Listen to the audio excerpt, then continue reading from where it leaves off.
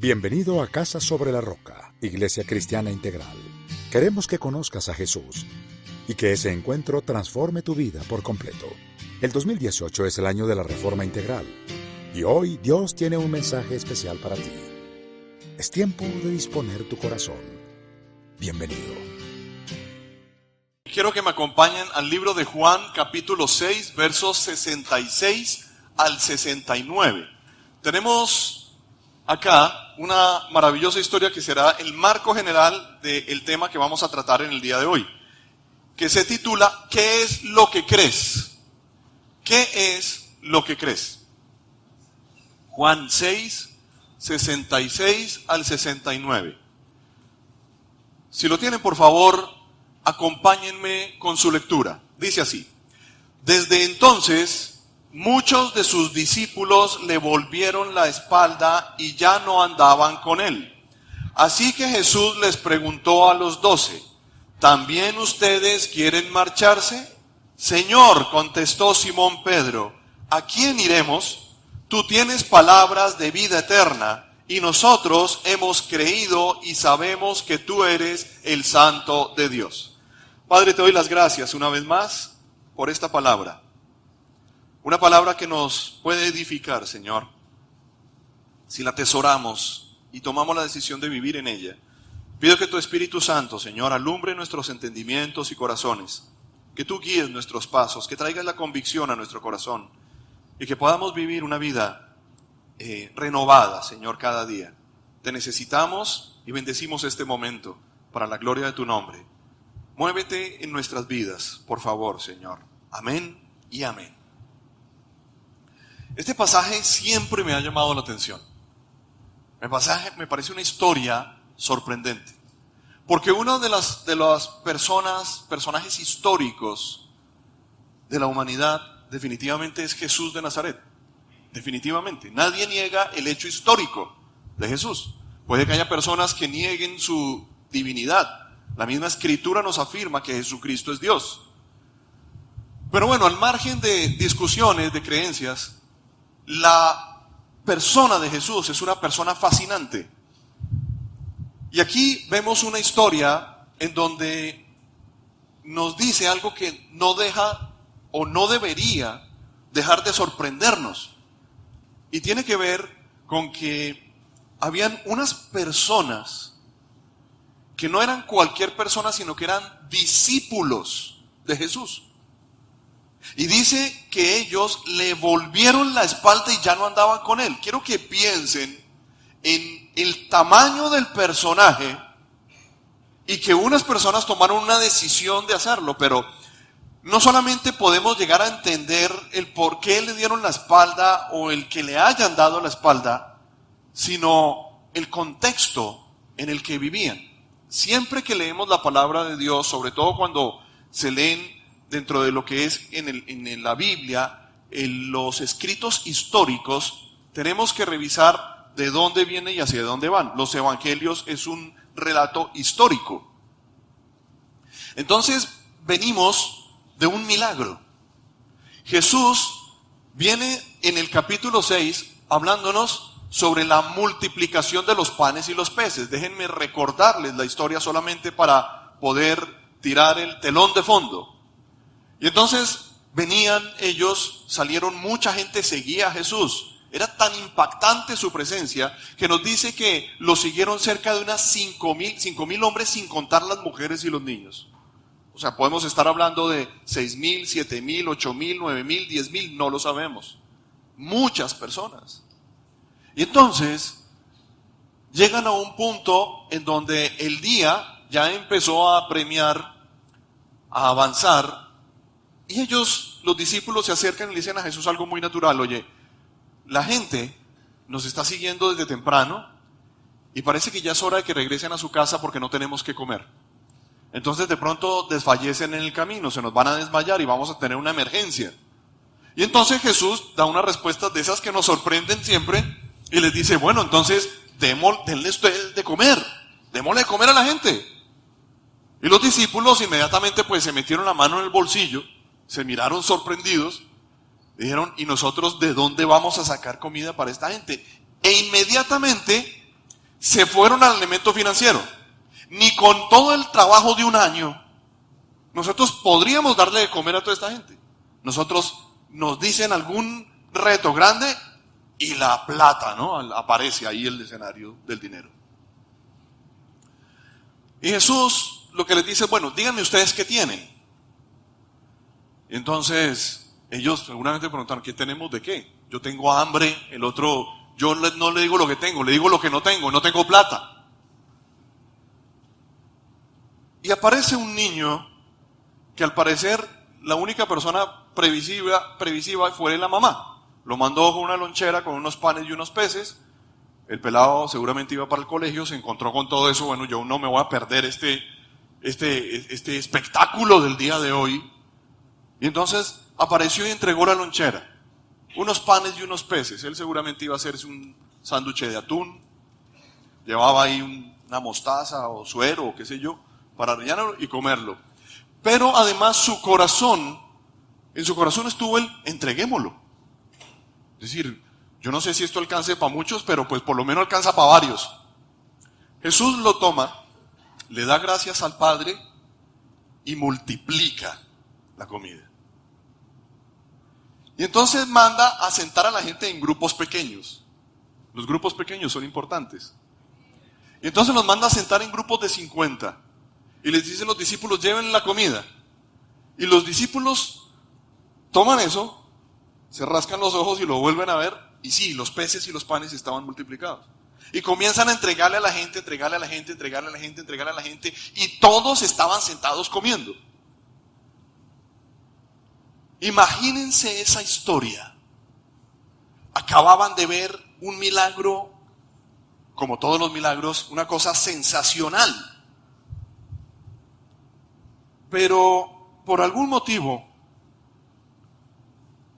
no entendieron la obra que Dios estaba haciendo. Porque Jesús no los había llevado allá para decirles, oigan, no se imaginan la que voy a hacer. Déjenme, yo saco, ¿dónde está mi asistente? Tráigame, oiga, Lucas o Mateo, tráigame el cubilete y el sombrero. No solamente les puedo sacar un conejo, y también les puedo sacar serpentinas y pañuelos de colores, sino que voy a sacar comida para todos. Y empezó a sacar de su cubilete la comida para la gente. Y la gente veía eso y le pareció un espectáculo extraordinario, pero Jesús se apoyó en eso para darles una verdad espiritual. Porque después están todos hablando y viendo los temas y les dice una cosa muy sencilla. Les dice, señoras y señores, verso 35. Yo soy el pan de vida, declaró Jesús. El que a mí viene nunca pasará hambre y el que en mí cree nunca más volverá a tener sed. Hay un hambre y hay una sed, pero Jesús no se estaba refiriendo a la cena, a la merienda, al almuerzo o al desayuno. Se estaba refiriendo al hambre de la existencia humana. Pero como ya les dije, a pesar de que ustedes me han visto, no creen. Todos los que el Padre me da, vendrán a mí, y el que a mí viene, no lo rechazo. Jesús nunca rechaza a nadie. Pero aquí vemos que el que se acerca a Él puede ser transformado por el poder de Él, por el poder de su Espíritu.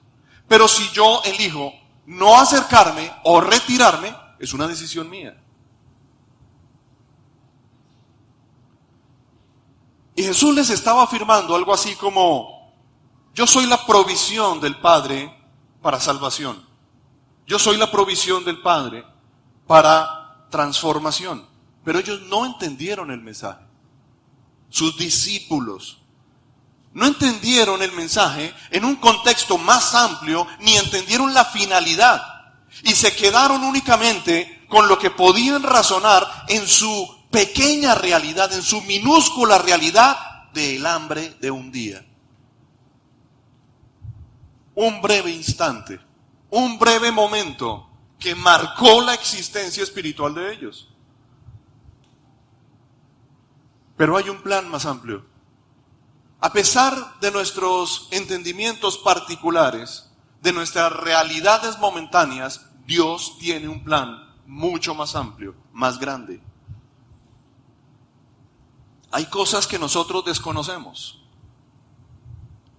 Hablaba con mi hijo el viernes, tal vez, cuando salía de clase, y venía muy impactado por su clase de química, en donde el profesor les había hablado sobre lo que ocurre en estas fusiones de bombas nucleares, y de cómo en un radio de unos pocos metros o kilómetros incluso del estallido de una gran detonación como es una bomba atómica, hay una línea, hay una franja en donde lo que esté ahí es evaporado por la potencia de lo que sucede químicamente y físicamente.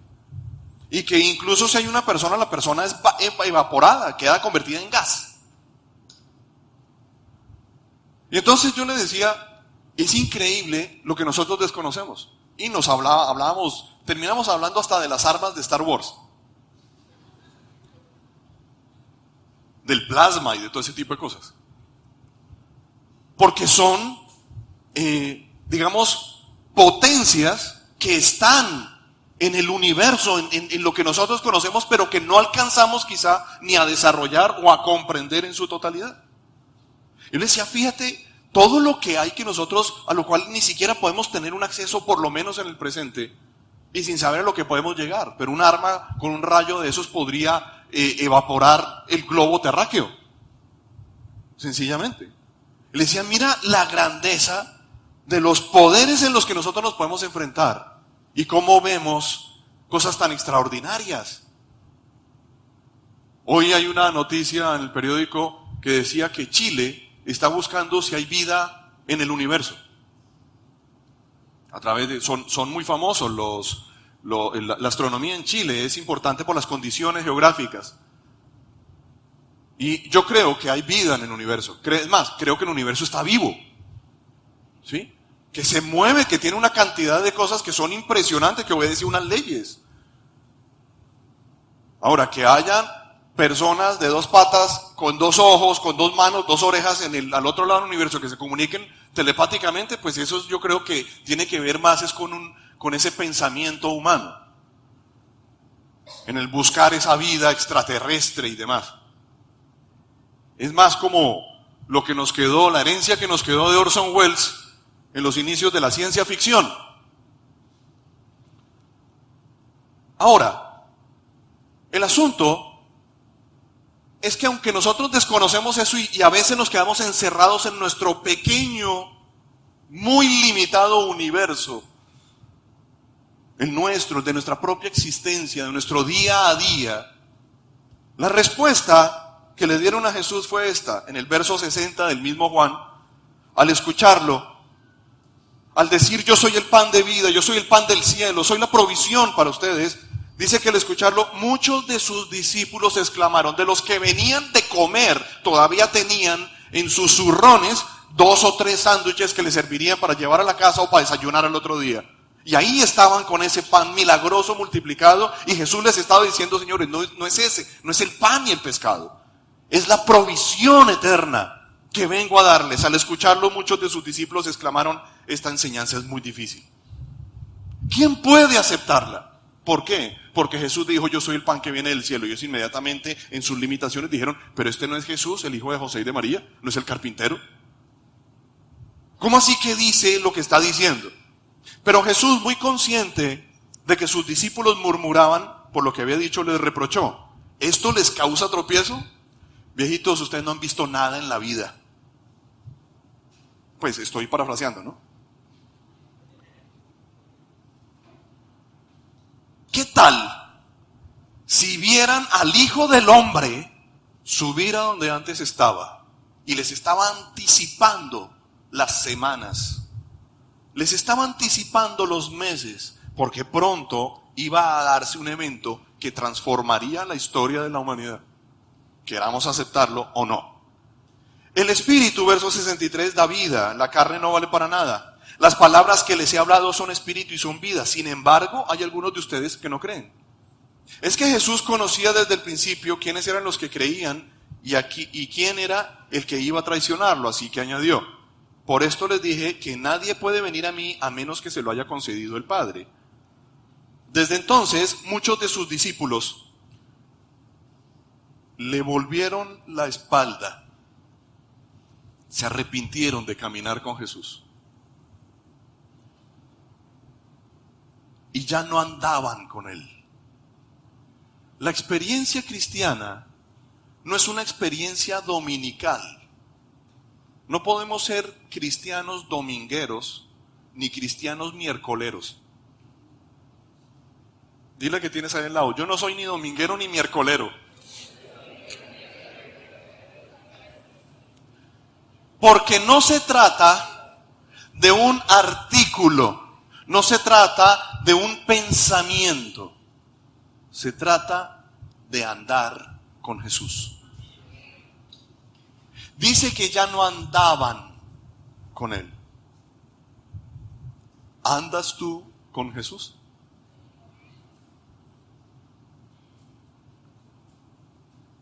Así que Jesús le preguntó a los 12, ¿también ustedes quieren marcharse? Y es una pregunta que tenemos que responder siempre. Señor, contestó Simón Pedro, ¿a quién iremos? Tú tienes palabra de vida eterna y nosotros hemos creído y sabemos que tú eres el Santo de Dios. ¿Y tú qué es lo que crees? Entonces tenemos una decisión acá, fruto de una elección previa, fruto de mirar si nuestro mundo va a ser un mundo limitado, sujeto a lo cotidiano, o si nosotros tomamos la decisión de vivir una vida extraordinaria. Cuando me refiero a extraordinaria, es una vida salida de lo ordinario, literalmente. ¿Por qué no le dices al que tiene cerca, no seas tan ordinario?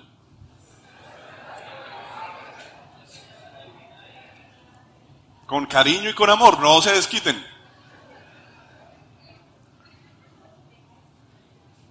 Ahora, vamos a tener que ver situaciones que no vamos a comprender al momento.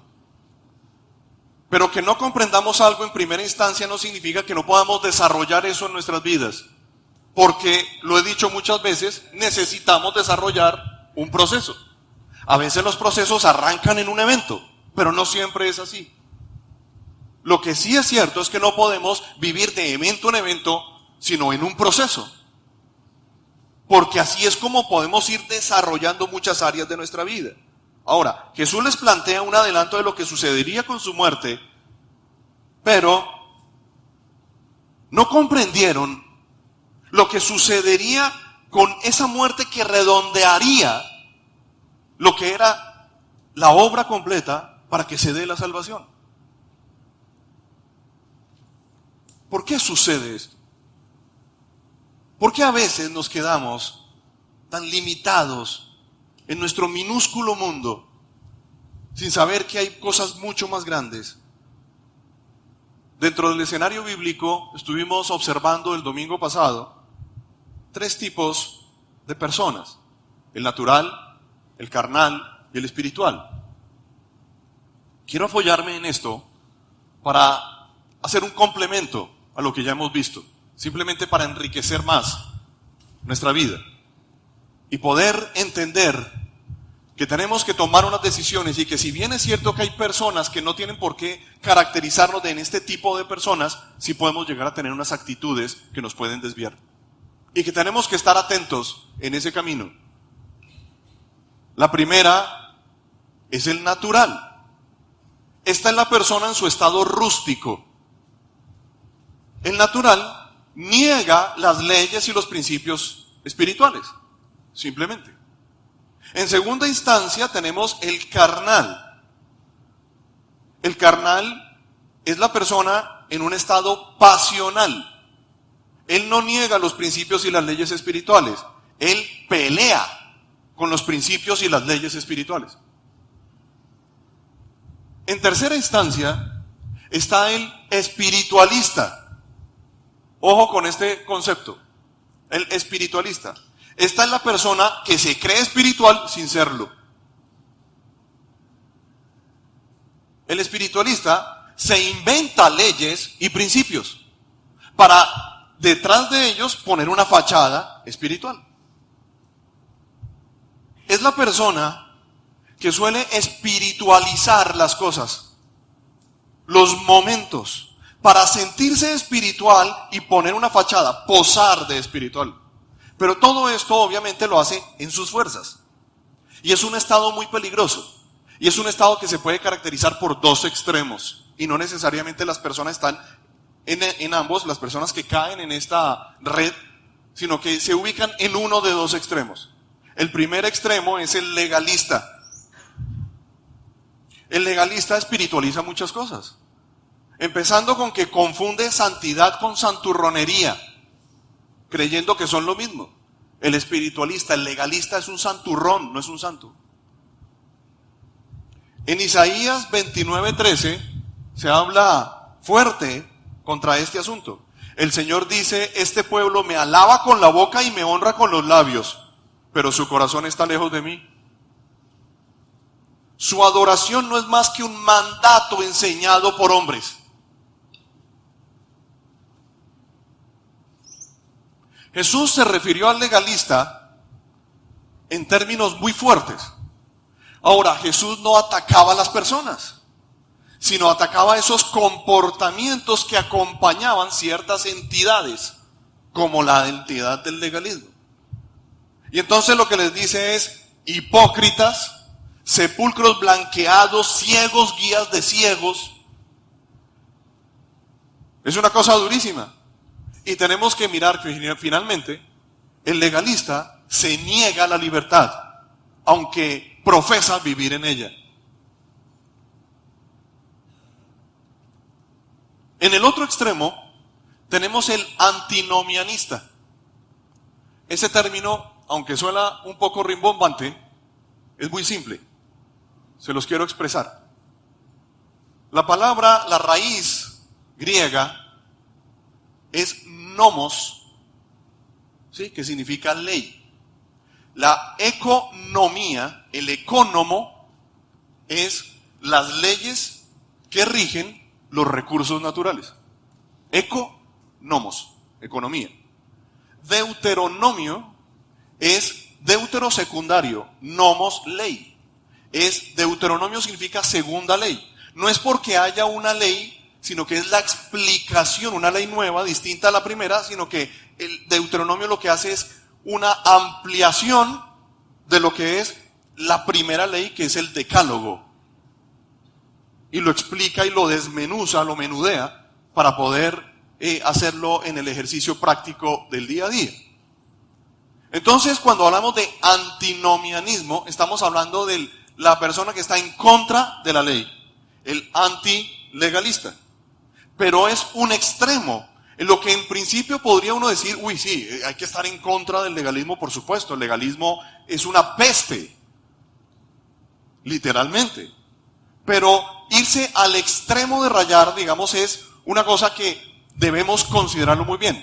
Para ponerlo en términos un poco más cercanos, podríamos decir que el legalista es un ultraderechista y el antinomianista es un ultraizquierdista, que considera que las libertades hay que conquistarlas a punta de lo que sea. No importa si en el camino nos llevamos por delante a todo el mundo. Y el otro hay que restringirle, sin importar si en el camino nos llevamos a todo el mundo, las leyes. El asunto es que el antinomianista negocia con las leyes y los principios. Y confunde libertad con libertinaje. Ahí es donde está el drama del antinomianista. Confunde libertad con libertinaje. En 1 de Pedro 2, 15 al 16, escuchen esto, nos dice, porque esta es la voluntad de Dios, que practicando el bien, hagan callar la ignorancia de los insensatos. Practicando el bien. Hagan callar la ignorancia de los insensatos. Esto es actuar como personas libres, que no se valen de su libertad para disimular la maldad, sino que viven como siervos de Dios. Es la importancia de un una vida centrada en Cristo, por medio de la cual nosotros observamos la verdad, vivimos la verdad, compartimos la verdad y no posamos de espirituales ni posamos de veraces. El antinomianista disimula la maldad, disimula la libertad, disimula la veracidad. Isaías se refiere también en términos muy gruesos a este asunto. En el capítulo 29, verso 15 al 16, afirma lo siguiente: hay de los que para esconder sus planes se ocultan del Señor en las profundidades, cometen sus fechorías en la oscuridad y piensan, ¿quién nos ve? ¿Quién nos conoce? ¿Qué manera de falsear las cosas? ¿Acaso el alfarero es igual al barro? ¿Acaso le dirá el objeto al que lo modeló, él no me hizo? ¿Puede la vasija decir al alfarero, él no entiende nada? Así también lo describe el libro de los Proverbios, capítulo 30, verso 20, en un ejercicio aún más práctico. Así procede la adúltera o el adúltero, come, se limpia la boca y afirma, nada malo he cometido. No, aquí no pasó nada. Para ambos, el uno o el otro, la vida espiritual es una utopía. Y es incomprensible porque no dependen de la obra de Dios, del Espíritu Santo, sino de sí mismos. Y se apoyan en su propia prudencia, en su propio ejercicio, en su propia actividad, escondiendo lo más grosero y lo más grueso con un barniz de espiritualidad. Pero señoras y señores, no se puede vivir una vida espiritual sin el Espíritu. Y como dijo Dietrich Bonhoeffer, en la Alemania de la Segunda Guerra Mundial, no existe cristianismo sin cruz. No podemos vivir una vida sobrenatural en lo natural, pretendiendo alcanzar con lo natural las cosas. Quiero aprovechar y decirles que Dietrich Bonhoeffer fue un gran teólogo del siglo pasado. Se levantó en contra del régimen nazi, que entre otras cosas era aliado de la iglesia tradicional, ¿sí? Porque en algunos momentos en esos inicios, la iglesia consideró que Hitler se constituía en una buena alianza política. Y ya sabemos en qué terminó todo ese tema. Como se ha dicho en otras oportunidades, mezclar política y religión es como una bomba Molotov. Vodka con agua bendita, eso nunca termina bien. Fue este Bonhoeffer justamente quien nos dijo que el cristianismo no se vive sin cruz. No puedes vivir una vida espiritual sin el Espíritu. No puedes vivir una vida sobrenatural en lo ordinario pretendiendo que eso va a fructificar en sobrenatural. No es posible. Ahora, parte del peligro de este par es que es muy fácil, si me permiten también el término y solamente por comprensión general, pasar de ser espiritualista a espiritista. ¿Y a qué me refiero con esto? A atribuirle a Dios asuntos del diablo o al diablo asuntos de Dios. Y entonces se rayan en asuntos que son oscuros. Pero también tengo que decir que el uno y el otro se encuentran a un paso de la libertad, si así lo reconocen. El punto número 4 y último, natural, carnal, espiritualista y el espiritual. Este es el que vive las leyes y los principios. Entendiendo, repito, estas leyes y principios de lo sobrenatural, de lo que Dios ha establecido y que se conoce como la voluntad de Dios. Los vive. Simplemente los vive. Éxodo 18:21, pasaje que estaré tratando también en otros sermones, nos dice esto: elige tú mismo, le dice Dios por medio de su suegro a Moisés, entre el pueblo, hombres capaces y temerosos de Dios. Dos condiciones: que amen la verdad y aborrezcan las ganancias mal habidas, y designan los jefes de 1000, de 100, de 50 y de 10 personas. Ahora, mucho se ha escrito sobre lo que significa el temor de Dios. Algunas personas con una clara falta de entendimiento de los asuntos bíblicos han dicho que el temor de Dios es tenerle miedo a Dios. Eso no es verdad. Eso no es el espíritu de lo que dice esta letra. Lo que tenemos que hacer es no confundir temeroso con temerario. Es lo primero. El temerario es el imprudente que no mide el peligro, no mide el riesgo. Tampoco podemos confundir temeroso con timorato. El timorato es el tímido indeciso que nunca avanza porque siempre está asustado de qué es lo que va a pasar. Cree que va a obrar mal siempre. Y tampoco podemos confundir finalmente al temeroso con el medroso, que es la persona que todo le da miedo. Cuando en la Biblia se habla del temor de Dios, nosotros debemos comprender algo. Se refiere al reconocimiento de Dios, de la grandeza, del poderío y de la majestad de nuestro Señor y Padre. Es la reverencia y el respeto que Dios se merece. Cuando nosotros hablamos de nuestros mayores y vemos a nuestros mayores en una sociedad que trata de ocultarlos o de desecharlos o de ignorarlos, lo que debe existir en nosotros, y es el principio del mandamiento de honra a tu padre y a tu madre, es el respeto por ellos. Es darles el lugar. Algo que nos falta mucho en la sociedad en la que vivimos. En Éxodo 20, 19 al 20, nos cuenta esto. Así que les suplicaron a Moisés: háblanos tú y te escucharemos. Si Dios nos habla, seguramente moriremos. ¿Quién estaba hablando en este momento? Les voy a decir quién hablaba.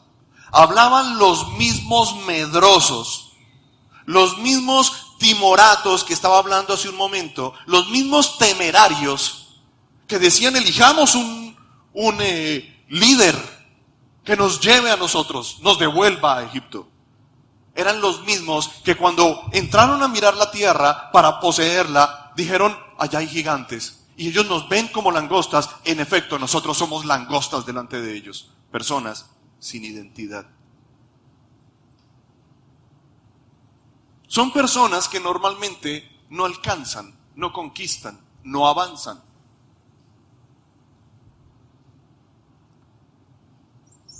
Y ahora querían que fuera otro el que se expusiera a presentarse delante de Dios, porque ellos de pronto podrían desaparecer. Y eso sí no lo iban a probar. De pronto iban a quedar gasificados frente a semejante bombazo de estar en la presencia de Dios. Háblanos tú y te escucharemos. Si Dios nos habla, seguramente moriremos. ¿Acaso hemos olvidado lo que nos dice la Escritura, donde el Señor afirma: no quiero la muerte del que muere? ¿Acaso no entendemos por qué vino Cristo? Si lo que Dios quisiera era otra cosa, pues no lo había enviado y se acababa el problema. Pero ¿cuál fue la respuesta de Moisés? No tengan miedo, le respondió Moisés. Dios ha venido a ponerlos a prueba para que sientan temor de Él y no pequen. Dios de alguna manera estaba revelando su majestad simplemente para que entendiéramos lo que significa la grandeza, y que esa grandeza obraría en favor de los que le aman y le buscan. Y cuando uno se acerca así, con reverencia, con respeto, uno siempre saldrá transformado. Es por esto, queridos, que Pedro, en el grupo de aquellos que estaban con Jesús en aquel monte, como Moisés también lo estuvo, y que cuando se comenzó a revelar qué era lo que estaba ocurriendo, muchas personas no pudieron resistir la gracia inmerecida de Dios, porque la gracia de Dios es irresistible. O no la resisto y me rindo, o no la resisto y me aparto. Pero el Señor no vino a revelar su gracia para que te apartes, sino para que te rindas. Para que le digas: Señor, ¿yo qué saco con pelear con esto? Yo lo que tengo es que caminar de tu mano. Lo que puedo hacer, Señor, es probar contigo. Porque si bien es cierto que todos libramos nuestras luchas y fallamos mucho, y libramos nuestras batallas con nuestra mente, nuestras dudas, la manera como crecimos, la manera como hemos vivido, las experiencias por las que hemos atravesado, y que eso puede llegar a dictar ira, enojo, facilidad en nuestro corazón para poder asumir muchas cosas de la vida, lo cierto es que eso es nada delante de Dios, porque puede transformar todo cuando nos transforma a nosotros, cuando transforma nuestro corazón. Y así mismo como Moisés en aquel monte, y Jesús estaba también en el monte después de los milagros, después de que se vio y se reveló la grandeza, algunos simplemente decidieron seguir viviendo en su falta de identidad, en su crisis. No merecemos, no queremos, no anhelamos, estamos mejor así, no queremos ser retados. Pero Pedro hizo una reflexión que hoy nos debe mover a nosotros. Señor, contestó Simón Pedro en Juan 6:68, ¿a quién iremos? Tú tienes palabra de vida eterna. Siempre he pensado que, conociendo a Pedro y viendo que él pasó por diferentes estadios de lo que hemos visto, no era un legalista ni un antinomianista, pero tuvo comportamientos de ambos. En este momento de ninguna manera era un carnal, pero fue carnal muchas veces. Y por supuesto lo caracterizó también lo rústico del natural en algún momento, cuando llegó a conocer a Cristo. Pero en este momento se dio cuenta de algo, que ni ser natural, ni ser carnal, ni ser espiritualista servía para algo en la vida, que lo mejor era acudir a aquel que puede transformar todo con un corazón íntegro, honesto y transparente. No porque estuviera posando de algo, sino porque le decía: Señor, no tenemos opción. Te quiero decir algo: después de Cristo no hay nada. No hay nada, no hay opción. Una vez que lo conoces, pierdes todas las opciones, porque no hay nada más grande, ni nada más maravilloso, pero no puedes permitir que el legalismo, el antinomianismo, el carnalismo o el naturalismo te priven de ver la gloria del Dios que se hizo hombre para hacernos libres a nosotros. Por eso Pedro terminó diciéndole: nosotros hemos creído y sabemos que tú eres el Santo de Dios.